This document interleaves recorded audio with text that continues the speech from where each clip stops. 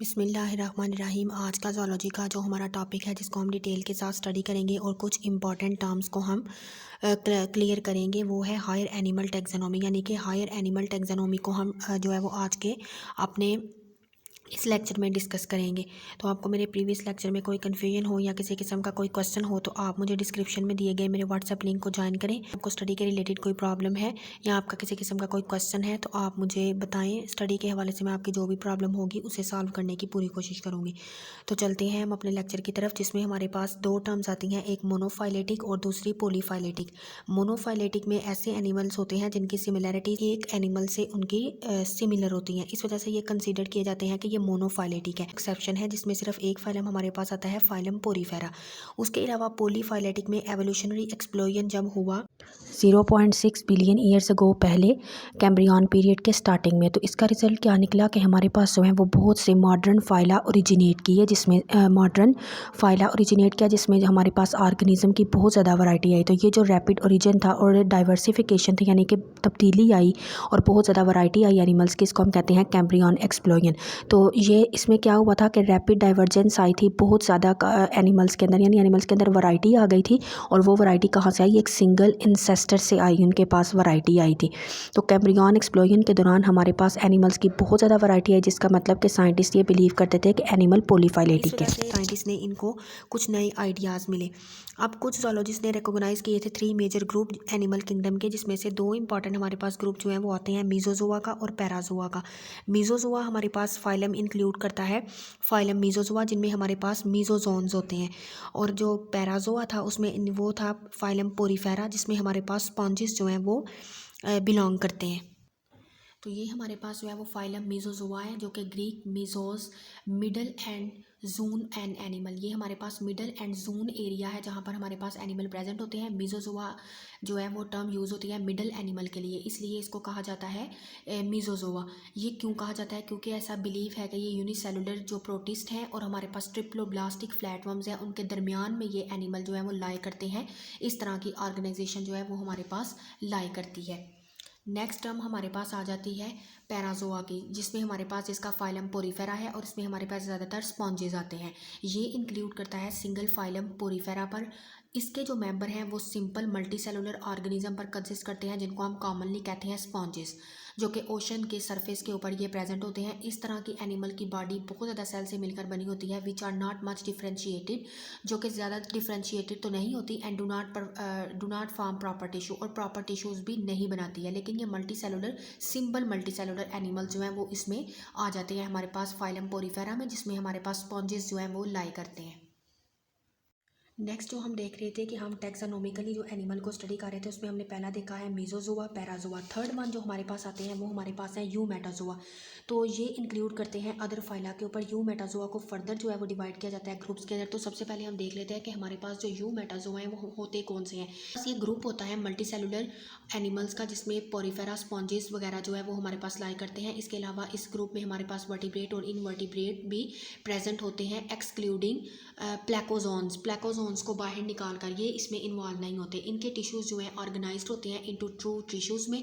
ऐसे ऑर्गेनिज्म के अंदर जो है वो ट्रू जो है वो टिश्यूज़ प्रेजेंट होते हैं, और इनकी प्रेजेंस जो है कि इनके अंदर ट्रू टिश्यूज़ पाए जाते हैं, तो डेफिनेटली इनके अंदर न्यूरॉन्स और एम्ब्रियो जो है वो गैस्ट्रुला स्टेज से गुजरते हैं, यानी कि डेफिनेटली इनके अंदर जो है वो ट्रू न्यूरॉन्स प्रेजेंट है। तो इस वजह से ये एम्ब्रियो जो है ये इनका एम्ब्रियो गोज करता है गैस्ट्रुला स्टेज के अंदर। तो अगर हम इसका कंपैरिजन करें अब यूमेटाजोआ का मेटाजोआ के साथ कि हमारे पास मेटाजोआ जो है वो किस तरह के एनिमल हैं, तो पहले भी हमने मेटाजोआ में हमारे पास जो है वो आ जाते हैं कि ये मेजर डिवीजन है एनिमल किंगडम की, जिसमें एनिमल लाई करते हैं other than protozoan and sponges, यानी प्रोटोजोन और स्पॉन्जेस से हटकर इसमें एनिमल्स आ जाते हैं। ये इंक्लूड करते हैं यूमेटाजोन्स एंड प्लेकोजोन्स। इसमें प्लेकोजोन्स हमारे पास आते हैं। इनके टिश्यूज़ जो हैं वो मे और मे नॉट ट्रू हो सकते हैं, यानी कि ट्रू टिश्यूज़ नहीं पाए जाते क्योंकि वो ऑर्गेनाइज फॉर्म में नहीं होते हैं।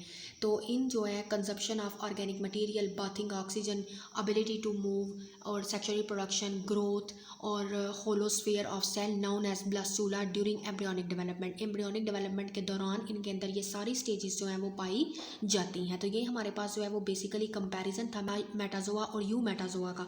तो इसके अलावा यूमेटाजोआ जो है उसमें इंक्लूड ये ये करता है अदर फाइला पे। यू मेटाजोआ को फर्दर हम डिवाइड करते हैं, किस बेस पे हम डिवाइड करते हैं इसको, हम डिवाइड करते हैं इसकी बॉडी सिमेट्री की बेस पे और एम्ब्रियोलॉजिकल कैरेक्टरिस्टिक्स की बेस पे। तो जो हम इसको जो है वो इसको हम क्लासीफाई कर रहे होते हैं सिमेट्री की बेस पे, तो हमारे पास यू मेटाजोन जो है उनको हम डिवाइड करते हैं 2 ग्रुप्स में on the basis of symmetry, जिसमें हमारे पास 2 आती हैं इनकी, एक रेडिएटा और दूसरा बाइलेट्रिया। अगर हम इसको क्लासीफाई करें इसकी एम्ब्रियोलॉजी की बेस पे, तो एम्ब्रियोलॉजी की बेस पे अगर हम इसको क्लासीफाई करें तो 2 ग्रुप्स में इसको हम क्लासीफाई करते हैं। वो हमारे पास 2 जो मेजर ग्रुप्स आ जाते हैं उनको हम आगे नेक्स्ट स्टडी करते हैं। तो उनको हम जिन 2 ग्रुप की बेस के ऊपर स्टडी करते हैं उनकी एम्ब्रियोलॉजिकल क्लासिफिकेशन बेस पे जो जिसको हम इसको स्टडी करते हैं यू मेटाजोआ को, तो उसमें हमारे पास 2 बेसिकली टर्म्स आती हैं मेन। एक हमारे पास आते हैं प्रोटोस्टोम्स और दूसरे हमारे पास आते हैं डिट्यूरोस्टोम्स। अब हम इनकी फर्स्ट ऑफ ऑल एक्सप्लेनेशन को देखते हैं, बाद में हम इसके ये डायग्राम को एक्सप्लेन करते हैं। तो फर्स्ट ऑफ ऑल हम देख लेते हैं अपने प्रोटोस्टोम्स को। तो प्रोटोस्टोम में हमारे पास ऐसे एनिमल आ जाते हैं जिनमें ब्लास्टोपोर बनाती है माउथ पोर्शन और एनस जो है वो बनती है एक सेपरेट ओपनिंग से। उन ऐसे एनिमल्स को हम कहते हैं प्रोटोस्टोम्स एनिमल्स। तो ऐसे जो है फाइला में इंक्लूड करते हैं प्लेटेहेलमिन्थस, निमाटोड, मोलस्का, एनिलिडा और आर्थ्रोपोडा और कुछ अदर प्रोटोस्टोम जो हैं वो इसमें आ जाते हैं, एनिमल्स इसके अंदर आ जाते हैं। उसके अलावा प्रोटोस्टोम शो करता है स्पाइरल क्लीवेज को।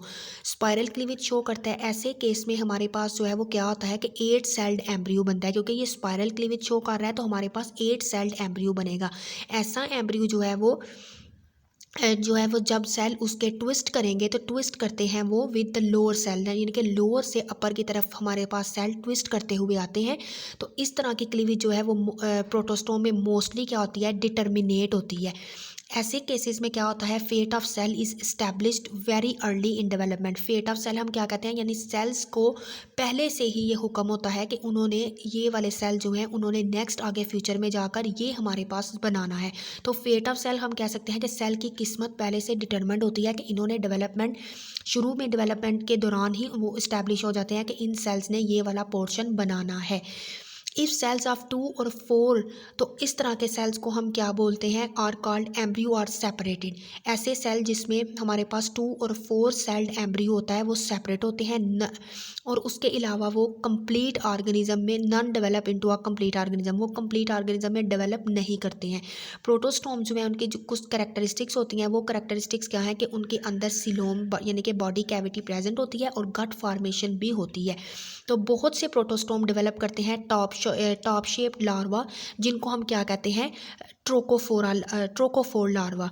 तो जो प्रोटोस्टोम्स ऑर्गेनिज्म एनिमल्स के अंदर जो लार्वा बनता है उन लार्वा को हम क्या कहते हैं, ट्रोकोफोर लार्वा। नेक्स्ट हमारे पास जो डिट्यूरोस्टोम एनिमल है, ये ऐसे एनिमल है जिसमें ब्लास्टोपोर फॉर्म होती है, ब्लास्टोपोर फॉर्म एनस। इसमें ब्लास्टोपोर क्या बना रही है, एनस बना रही है, जबकि प्रोटोस्टोम में ब्लास्टोपोर माउथ वाला एरिया बना रही होती है, लेकिन डिट्यूरोस्टोम में ब्लास्टोपोर क्या बना रही है, एनस बना रही है और माउथ अराइज कर रहा है सेपरेट ओपनिंग से, जिसको हम क्या कहते हैं, ऐसे एनिमल्स को हम क्या कहते हैं, डिट्यूरोस्टोम। इस तरह के हमारे पास जो डिट्यूरोस्टोम है उसमें हमारे पास जो ऑर्गेनिज्म आते हैं वो हैं इकाइनोडर्मेटा, हेमिकॉर्डेटा, कॉर्डेटा और कुछ अदर एनिमल्स आ जाते हैं। इनकी क्लीवेज जो है वो अकर करती है रेडियल, जबकि हमारे पास प्रोटोस्टोम में स्पाइरल क्लीवेज थी, इसमें हमारे पास रेडियल है।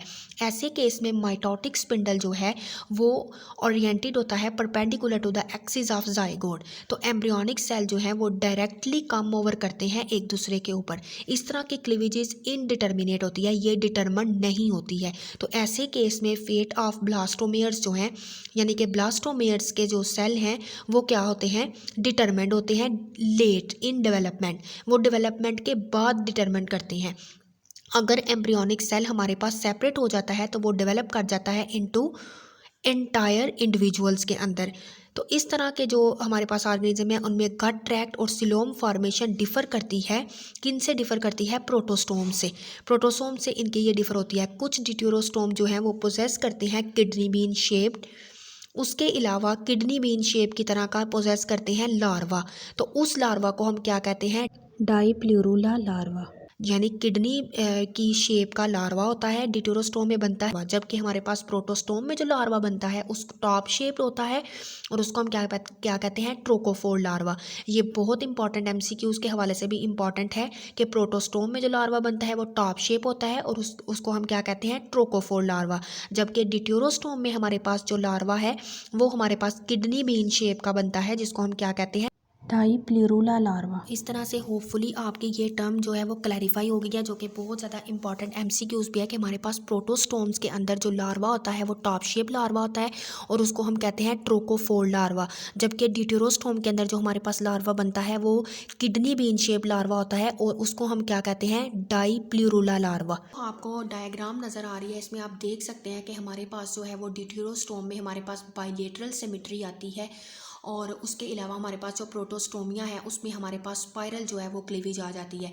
तो आप इधर क्लैरिफाई भी आपको हो गया कि जो हमारे पास ड्यूटेरोस्टोम है, हमारे पास जो हमने फर्स्ट पढ़ी थी, हमारे पास था प्रोटोस्टोम जो हमने पढ़ा है। तो प्रोटोस्टोम में हमारे पास जो लार्वा बनता है, प्रोटोस्टोम में हमारे पास लार्वा जो है वो टॉप शेप्ड लार्वा होता है, जिसको आप देख भी रहे हैं, टॉप शेप लार्वा, जिसको हम क्या कहते हैं, ट्रोकोफोर लार्वा। तो ये हमारे पास ट्रोकोफोर लार्वा है जिसमें क्या होती है, स्पाइरलिया फॉर्म में हमारे पास इसके अंदर क्लीवेज आ जाती है। तो आपको ये पिक्चर में शो हो रहा है। जबकि जो हमारे पास ये ड्यूटेरोस्टोमिया आता है, यानी कि ड्यूटेरोस्टोम ऑर्गेनिज्म, इनके अंदर जो हमारे पास लार्वा होता है वो हमारे पास क्या होता है, किडनी बीन शेप। तो ये देखें, बिल्कुल किडनी के स्ट्रक्चर की तरह का लार्वा है हमारे पास, जिसको हम क्या कहते हैं, डाईप्लिरुला लार्वा। तो इस तरह से ये आपको जो है वो टर्म जो है वो इजीली आपको क्लैरिफाई जो है वो हो गई है कि हमारे पास किस तरह से ड्यूटेरोस्टोम का लार्वा है और किस तरह से हमारे पास जो है वो प्रोटोस्टोम का लार्वा है। नेक्स्ट अगर हम बात करें तो ये देखिए, प्रोटोस्टोम और ड्यूटेरोस्टोम की क्लीवेज जो हमने बात की, इसमें भी फर्स्ट ऑफ ऑल हमारे पास ब्लास्टुला बनता है। ब्लास्टुला के बाद ये हमारे पास जो है वो ब्लास्टोपोर आ जाती है। ब्लास्टोपोर में हमारे पास मीजोडम बनती है। नेक्स्ट हमारे पास मीजोडम स्प्लिट कर जाती है, यानी कि ये जो आपको आ रही है नज़र, मीजोडम जो हमारे पास आ रही है रेड कलर की, ये क्या कर गई है, स्प्लिट कर गई है। इसमें हमारे पास ये देखें आर्चेंटीरोन बना है और सिलोम, यानी कि बॉडी कैविटी, उसके बाद एनस और coelom, mouth form from blastopore. और जो हमारे पास ये देखें ब्लास्टोपोर है, यानी कि ये रीजन आपको नज़र आ रहा है, जिधर आपको मेरा एरो शो हो रहा है, तो वो देखें ब्लास्टुला। तो हमने प्रोटोस्टोम में यही पढ़ा कि ब्लास्टुला स्टेज से ही हमारे पास जो है वो माउथ बनता है। हमारे पास आपको नजर आ रहा है कि प्रोटोस्टोम में जो हमारे पास ब्लास्टुला है, हमने इसकी डेफिनेशन में भी यही पढ़ा कि प्रोटोस्टोम क्या है, the animals in which blastopore form mouth, जिसमें हमारे पास ब्लास्टोपोर जो है वो क्या बनाती है, हमारे पास माउथ बनाती है। तो ये देखें, आपको पिक्चर में क्लैरिफाई हो गया कि हमारे पास माउथ कहाँ से बनती है, ब्लास्टोपोर से। उसके बाद ये हमारे पास उसके अपोजिट साइड पे जो है वो क्या बनती है, दूसरी तरफ से जो हमारे पास जो है वो एनस जो है वो फॉर्म्ड होती है सेपरेट ओपनिंग से,